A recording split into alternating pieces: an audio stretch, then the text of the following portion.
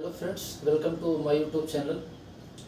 तो दोस्तों, आज जैसा कि हम बात करेंगे कि आप अपनी ट्रेडिंग को 2 से 3 महीने में किस प्रकार से बेहतर कर सकते हैं। अब आपको सोच के लग रहा होगा कि 2 से 3 महीने में क्या हो सकता है, तो मैं कुछ अपने एक्सपीरियंस को आपके साथ शेयर करूँगा, कुछ ऐसे टेक्निक्स बताऊँगा जिससे कि अगर आप उसको फॉलो करते हैं, डिसिप्लिन, पेशेंस वगैरह, तो आप बहुत अच्छे से जानते ही होंगे। लेकिन आज कुछ ऐसी चीज़ें बताऊँगा जो आप करते चाहते हैं करना, लेकिन कर नहीं पाते हैं। तो उसको क्या है कि एक आपको, जैसे मैंने अपने सेटअप बना रखा है और मैं सारी चीज़ें लिख के रखता हूँ ताकि मैं इससे कनेक्टेड रहूँ, क्योंकि अभी मुझे याद रहता है कि मुझे ये करना है, लेकिन कल लाइव ट्रेडिंग में जब भी मैं बैठूंगा अपने सेटअप पर फिर भूल जाता हूँ। तो इसलिए मैं कुछ चीज़ों को, जैसे आप देखेंगे यहाँ पे मेरा गोल क्या रहता है, डेली गोल्स क्या रहता है, कैसे मुझे बुक करना है, कहाँ निकलना है, एग्जिट करना है, किस प्रकार से मेरी साइकोलॉजी होनी चाहिए, उसके बारे में मैं आपको बताऊंगा। तो किस तरीके से आप 2 से 3 महीने में इन चीज़ों को फॉलो करके आप अपनी ट्रेडिंग को बेहतर कर सकते हैं। तो मैं पहले नंबर पे अगर आपको बताना चाहूँ तो सबसे मेन होता है चार्ट ट्रेडिंग। चार्ट ट्रेडिंग जितना हो सके आप हमेशा साफ रखें, क्लियर रखें। अब लोग क्या करते हैं, 5 मिनट, आप जैसे निफ्टी इंडेक्स आप यूज़ कर रहे हैं, ऑप्शन में करते हैं, बैंक निफ्टी करें या निफ्टी करें या फिर कुछ भी करते हैं, आप स्टॉक्स में करते हैं। बट कई लोग क्या करते हैं, कभी 1 घंटे, कभी डे वाइज का लगा लेते हैं, कभी वीकली। तो आप एक टाइम फ्रेम पर आप मास्टरी कर लीजिए, कोई भी हो। बट ये है कि अलग अलग टाइम फ्रेम का भी मतलब होता है। जैसे आप वीकली देख रहे हैं तो उसमें 15 मिनट वीकली होता है, वीकली देख रहे हैं तो 15 मिनट या 1 घंटे, ऐसे ऐसे करके वीकली चार्ट देख सकते हैं। दूसरा, अगर जब आप इंट्रा डे कर रहे हैं तो उसमें आपको, जो मैं करता हूँ इंट्रा डे में, मेरे लिए 5 मिनट का चार्ट बेहतर रहता है। तो मैं 10 मिनट या 15 मिनट का चार्ट बहुत कम ही देखता हूँ। ज़्यादा से ज़्यादा देखता हूँ तो मैं 15 मिनट का चार्ट यूज़ कर लेता हूँ, इसके अलावा कोई अदर टाइम फ्रेम पे नहीं देखता। तो मेरा क्लियर रहता है हमेशा, टाइम फ्रेम 5 मिनट हमेशा रखता हूँ। बाई चांस थोड़ा बहुत देखना हुआ तो मैं 15 मिनट का चार्ट देख लेता हूँ बैंक निफ्टी के अकॉर्डिंग कि कितना क्या चल रहा है।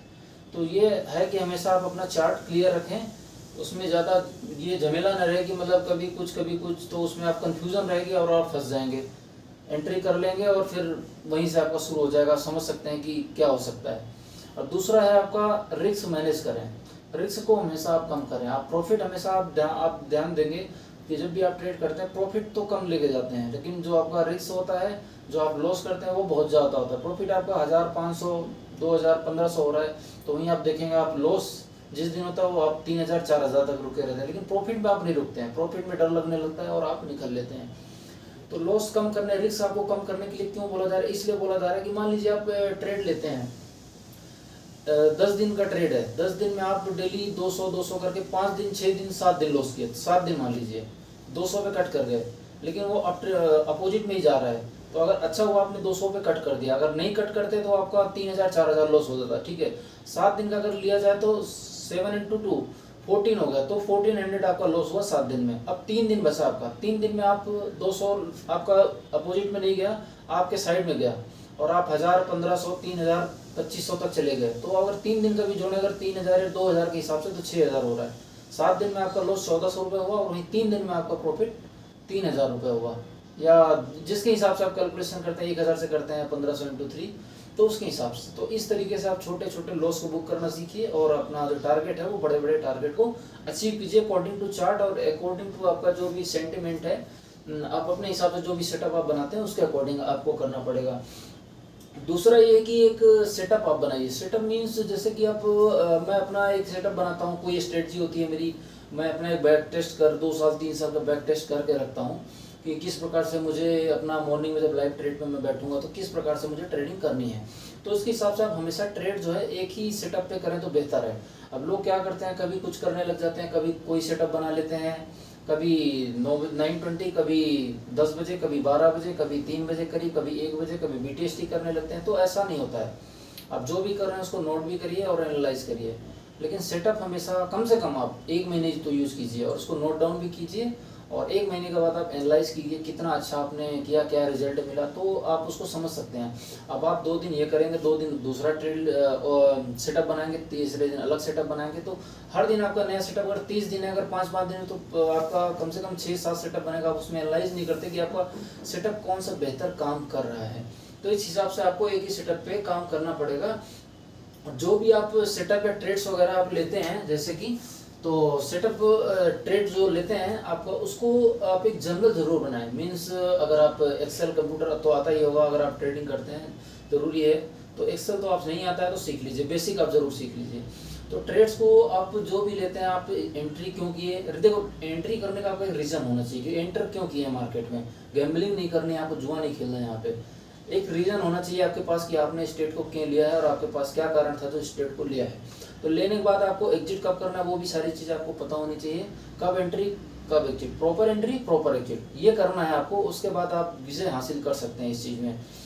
तो आप जो भी करें जनरल बनाए। जनरल बनाने का ये फ़ायदा होगा कि एंड ऑफ मंथ आप देखेंगे प्रॉफिट लॉस जो भी रहेगा, आपने जिस दिन लॉस हुआ क्या गलती की, क्या मिस्टेक रही आपकी, और उसका एनालाइज आप कर सकते हैं। और प्रॉफिट रहा तो आप कितनी जल्दी निकल गए, रुक सकते थे तो कितना गया, किस दिन गया, तो अकॉर्डिंग टू एक्सपायरी वगैरह सारी चीज़ उसमें डे वाइज आप कैलकुलेशन कर सकते हैं। तो जैसा कि मेरा है तो फ्राइडे और मंडे में बहुत कम ही क्वांटिटी से करता हूँ, क्योंकि इस दिन एसएल बहुत हिट होता है मेरा। तो मैं मंडे और फ्राइडे अवॉइड करता हूँ ज़्यादा क्वांटिटी में, एक क्वांटिटी दो क्वांटिटी ही कर लेता हूँ, बाकी दिन मैं अच्छी क्वांटिटी में करता हूँ। तो इस तरीके से। और जनरल मैं ज़रूर बनाता हूँ। जनरल अगर आप देखेंगे तो मैं हमेशा जनरल बनाता हूँ। गूगल शीट पर अगर देखेंगे तो गूगल शीट में हमेशा बनाता हूँ। इसमें गूगल शीट पर अगर देखेंगे कुछ इस तरीके से मैंने अपना जनरल बनाया हुआ है। अब मैं इसको देखो, देख सकते हैं ना किस दिन मेरा लॉस हुआ, किस दिन प्रॉफिट हुआ, सारा मैं मंथली वाइज बना रखा है पूरा। तो आप इसको बनाएंगे तो मैं जैसे 10-15 पे लिया मैंने, कभी 11 बजे लिया, 12 बजे, 9 बजे, अप साइड में था या डाउन साइड में था, हाई कितना था, लो कितना था, एसएल पॉइंट कितना मैंने रखा था, टारगेट पॉइंट मैंने अपना कितना रखा था, एसएल हिट हुआ या नहीं हुआ, टोटल पॉइंट कितने गए आफ्टर एग्जिट। तो ये सारी चीज़ें लिखता हूँ और एंड ऑफ मंथ में इसको एनालाइज करता हूँ पूरा। आप अगर देखेंगे तो इसमें जनवरी, फरवरी, मार्च, अप्रैल पूरे मंथ का मैं नोट बनाता हूँ कि इससे बहुत ज़्यादा आपको सीखने को मिलेगा और इम्प्रूवमेंट करेंगे। डे बाय डे आप इम्प्रूवमेंट करेंगे। एक दिन में आपको बड़ा लॉस नहीं लेना है, धीरे धीरे आप अभी अगर बिगनर हैं तो आप सीख सीख के धीरे धीरे छोटे छोटे लॉस बुक कीजिए और सीखने पे ज़्यादा फोकस करिए, कमाने पर नहीं।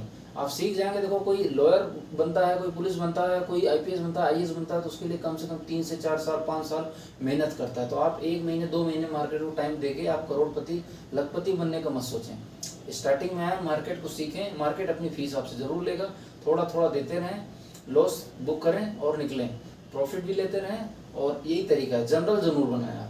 तो अगर आपको ये वीडियो दोस्तों अच्छी लगी हो तो आप चैनल को सब्सक्राइब करें। इसी तरीके से और भी वीडियो आपके लिए मैं लाता रहूँगा।